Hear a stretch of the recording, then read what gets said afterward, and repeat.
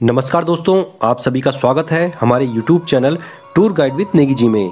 दोस्तों, हमारे बद्रीनाथ और केदारनाथ यात्रा की सीरीज में पहले वीडियो में हमने जाना था केदारनाथ धाम के बारे में कंप्लीट डिटेल्स, और आज हम चलेंगे बद्रीनाथ धाम में और जानेंगे यहाँ पे जाने, रहने, खाने और रुकने की कंप्लीट डिटेल्स। और साथ में ये भी जानेंगे कि सबसे सस्ते में बद्रीनाथ धाम की यात्रा कैसे कर सकते हैं। तो चलिए फिर दोस्तों, हमने केदारनाथ धाम के दर्शन कर लिए थे और अब चलते हैं बद्रीनाथ धाम में। अगर आप हरिद्वार और ऋषिकेश से बद्रीनाथ धाम आना चाहते हैं, आपको सुबह हरिद्वार और ऋषिकेश से बद्रीनाथ के लिए बसें मिल जाएंगी।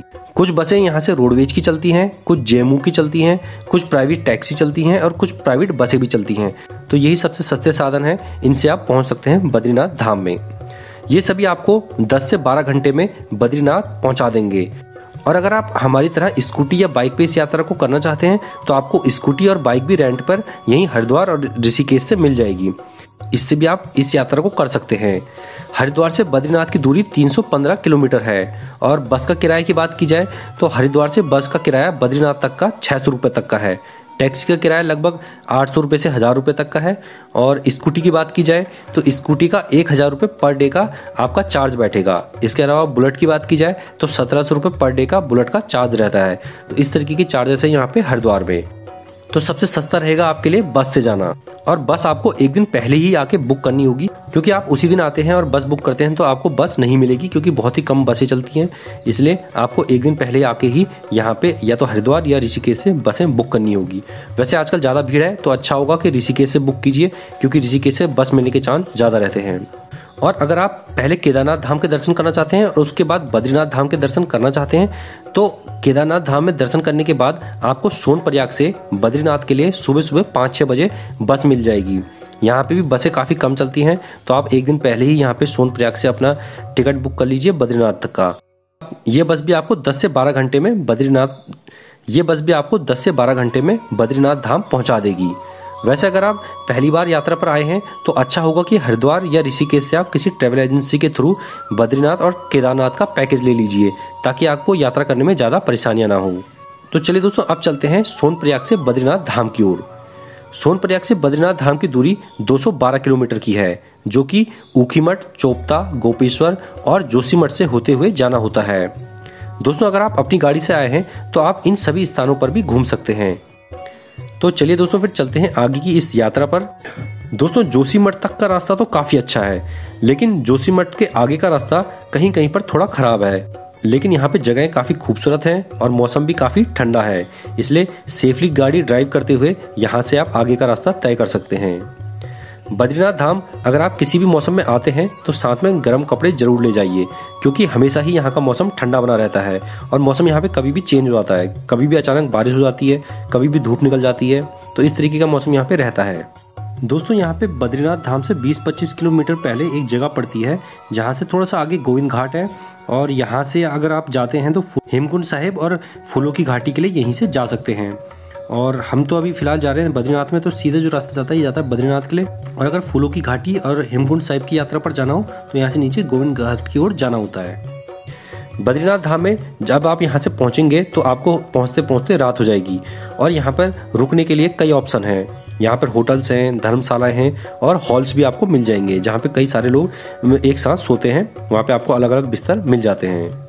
होटल्स की अगर बात की जाए तो होटल्स का किराया यहाँ पे 1500 रुपये से लेकर 3000 रुपये तक का रहता है सीजन टाइम पे।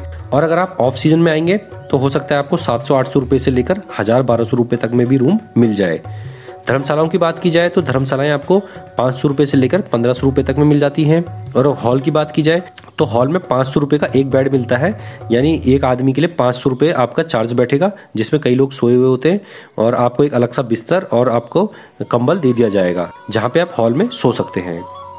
दोस्तों, अगर रजिस्ट्रेशन की बात की जाए तो अभी कुछ दिन पहले स्टार्टिंग में जो बद्रीनाथ केदारनाथ जाने के लिए रजिस्ट्रेशन की प्रोसेस हो रही थी, ऑनलाइन प्रोसेस, अभी फ़िलहाल वो समाप्त कर दी गई है। अभी मैं खुद यहाँ से यात्रा करके आया हूँ, तो हमारा भी रजिस्ट्रेशन नहीं हो पाया था। हमारा रजिस्ट्रेशन कुछ दिन बाद का हो रहा था, लेकिन हमारे पास टाइम अभी था जाने का, तो इसलिए हमने अभी जाने का फैसला किया। हमारे पास रजिस्ट्रेशन नहीं था, उसके बावजूद भी हमें कहीं पे नहीं रोका गया, क्योंकि सरकार की जो नई गाइडलाइन आई है उसमें अब ऑनलाइन रजिस्ट्रेशन को ज़रूरी नहीं कर रखा है। इसलिए अगर आप इस टाइम पे जाना चाहते हैं तो इस टाइम पे आप बिना रजिस्ट्रेशन के भी जा सकते हैं। तो इस तरीके से आप सबसे पहले यहाँ पहुँच जाइए। रूम्स आपको यहाँ पे बहुत सारे मिल जाएंगे, धर्मशालाएँ भी हैं यहाँ पे, होटल्स भी हैं। आपको यहाँ पे कमरों की कोई दिक्कत नहीं होगी, क्योंकि ये एरिया थोड़ा सा बड़ा है, तो इसलिए यहाँ पे कई सारे होटल्स और धर्मशालाएँ हैं। अब बात करते हैं यहाँ पे खाने पीने की। तो यहाँ पे खाने की जो थाली बैठती है वो एक सादी थाली जो बैठती है 120 रुपये से लेकर 200 रुपये में आपको मिल जाएगी, जो कि एक सादी थाली होगी जिसमें नॉर्मल रोटी, सब्जी, दाल, चावल ये सब होगा। और अगर आप स्पेशल थाली खाना चाहते हैं तो उसके लिए 300 रुपये से लेकर 500 रुपये तक का चार्ज रहता है। अब रात को खाना पीना खाने के बाद आराम कर लीजिए अपने रूम पे और फिर सुबह सुबह निकल पड़िए बद्रीनाथ धाम के दर्शनों के लिए। दोस्तों वैसे तो बद्रीनाथ धाम में कोई भी ज़्यादा पैदल चढ़ाई नहीं है। यहाँ बस स्टेशन से ही लगभग आधा किलोमीटर दूर ये मंदिर पड़ता है, तो जहाँ तक आप बड़े ही आसानी से पैदल जा सकते हैं। और अगर आपके साथ कोई बुजुर्ग है या कोई ऐसा व्यक्ति है जो पैदल चलने में सक्षम नहीं है तो उसको यहाँ पे डोली मिल जाएगी। डोली का जो यहाँ पे चार्जेस है वो 700 रुपये से लेकर 1000 रुपये तक का रहता है। वो डिपेंड करता है आपके वेट के ऊपर, वेट के अकॉर्डिंग इसका रेट घटता बढ़ता रहता है। अब दोस्तों चलिए बद्रीनाथ धाम के लिए। तो दोस्तों बद्रीनाथ मंदिर अलकनंदा नदी के किनारे स्थित एक बहुत ही खूबसूरत मंदिर है। तो लोग यहाँ आने से पहले अलकनंदा के घाटों में स्नान करते हैं और यहाँ के प्रसिद्ध तप्त कुंड में भी स्नान करते हैं। दोस्तों ये भी एक भगवान विष्णु का चमत्कार ही है कि यहाँ इतने ठंडे मौसम होने के बावजूद यहाँ पर एक तप्त कुंड है जिसका पानी हमेशा ही गर्म निकलता रहता है। दोस्तों यहाँ पर इस पवित्र तप्त कुंड में लोग स्नान करते हैं और स्नान करने के बाद भगवान के दर्शनों के लिए जाते हैं। तो चलिए फिर सबसे पहले करते हैं यहाँ पे स्नान और उसके बाद चलते हैं मंदिर की लाइन में। आजकल मंदिर में दर्शनों की लाइन थोड़ा लंबी है क्योंकि आजकल सीजन चल रहा है, इसलिए आजकल दर्शन करने में आपको आधे से 1 घंटे का समय लग जाएगा।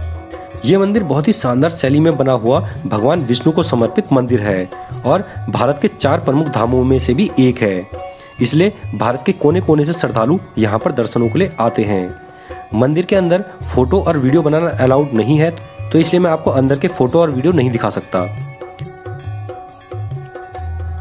तो दोस्तों अब मंदिर में दर्शन करने के बाद आप यहाँ के लोकल मार्केट में खरीदारी भी कर सकते हैं और खाने पीने की भी यहाँ पे कई ऑप्शन है, तो आप खाना पीना भी खा सकते हैं। इसके बाद अगर आपके पास टाइम बचता है तो यहाँ से 3 किलोमीटर दूर पड़ता है माणा गाँव, वहाँ पर भी आप घूमने के लिए जा सकते हैं।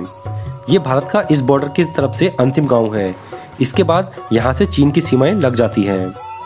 जैसे ही आप माणा गांव में एंट्री करेंगे, यहाँ आपको गांव के लोग ऊन के बने सामान और हिमालय में पाई जाने वाली जड़ी बूटियां बेचते नजर आ जाएंगे। यहाँ आप ऊन का सामान खरीद सकते हैं, खाना पीना खा सकते हैं और चाहें तो रात को यहाँ पे स्टे भी कर सकते हैं। यहाँ पे रुकने के भी काफी ऑप्शन हैं। दोस्तों ये गांव इसलिए भी फेमस है क्योंकि यहाँ पांडवों के कई निशान हैं और यहाँ पर वेद व्यास जी ने पुराणों की रचना भी की थी। गांव से जब आप थोड़ा आगे निकलते हैं तो आपको यहाँ पे एक भीम पुल नजर आता है जो कि सरस्वती नदी के ऊपर बना हुआ है। कहते हैं कि जब पांडव भाई स्वर्ग की ओर जा रहे थे तो उन्होंने इस पुल का निर्माण सरस्वती नदी पर किया था। यहीं से होते हुए वो स्वर्ग की ओर गए थे। यहाँ नीचे सरस्वती नदी आज भी बहती है। इसके अलावा यहाँ गाँव में ही व्यास गुफा भी है जहाँ वेद व्यास जी ने वेदों और पुराणों की रचना की थी और साथ में यहाँ पर गणेश गुफा भी है जहाँ पर भगवान गणेश ने वेदों और पुराणों को लिखा था, इसलिए लोग इस गांव में घूमने आते हैं। बाकी माणा गांव के ऊपर डिटेल्स में मैं अपने अगले वीडियो में बताऊंगा जिसमें यहाँ की सभी जानकारियाँ डिटेल्स में होंगी। तो अगर आप भी माणा गांव के बारे में डिटेल्स में जानना चाहते हैं तो हमारा नेक्स्ट वीडियो देखना बिल्कुल भी ना भूलें। तो दोस्तों इस तरह से आप बद्रीनाथ धाम में घूम सकते हैं और इसके आसपास कुछ प्राचीन स्थलों पर भी घूम सकते हैं। तो दोस्तों बद्रीनाथ धाम में घूमने के बाद इसके बाद सुबह सुबह हरिद्वार और ऋषिकेश के लिए बसें चलती हैं। तो अगर आप बस से आए हैं या टैक्सी से आए हैं तो सुबह सुबह आप निकल पड़िए हरिद्वार या ऋषिकेश के लिए, और अगर आप अपनी गाड़ी से आए हैं तो आप अपनी गाड़ी से भी सुबह सुबह निकल पड़िए ताकि आपको 10 से 12 घंटे ड्राइव करने के बाद हरिद्वार आप आसानी से पहुँच सकें। यहाँ से जो बसें चलती हैं सुबह सुबह, टैक्सी चलती हैं, वो सुबह 6-7 बजे से चलना शुरू हो जाती हैं, तो सुबह सुबह ही आपको बस और टैक्सी पकड़नी होगी। इसके अलावा दोस्तों अगर बात की जाए कि बद्रीनाथ धाम कब आना चाहिए, कब आना यहाँ पे बेस्ट रहता है, तो यहाँ पे आने के लिए जो बेस्ट टाइम है वो मई से जून और सितंबर, अक्टूबर, नवंबर का रहता है। बरसात के बीच में यहाँ पे आने से बचिए क्योंकि बरसात में कई बार रास्ते ख़राब हो जाते हैं। तो अगर आप बरसात में आते हैं तो पहले यहाँ के मौसम का पता करके आइए ताकि आपको कोई परेशानी ना हो। तो अगर आप हरिद्वार से बद्रीनाथ धाम बस से आते हैं तो इससे ही आपको सबसे सस्ते में बैठेगा और आपका जो टोटल खर्चा बैठेगा वो कम से कम 4000 रुपये तक का बैठ जाएगा। तो दोस्तों ये है बद्रीनाथ धाम यात्रा की कंप्लीट डिटेल्स। इसके अलावा अगर आप कोई और जानकारी जानना चाहते हैं तो हमें कमेंट करके पूछ सकते हैं, मैं आपको वहीं पर जवाब दे दूंगा। वीडियो पसंद आया हो तो वीडियो को लाइक और हमारे चैनल को सब्सक्राइब करना बिल्कुल ना भूलें, क्योंकि हम अपने इस चैनल पर ऐसी ही जानकारियाँ देते रहते हैं। दोस्तों वीडियो में लास्ट तक बने रहने के लिए धन्यवाद। जय हिंद।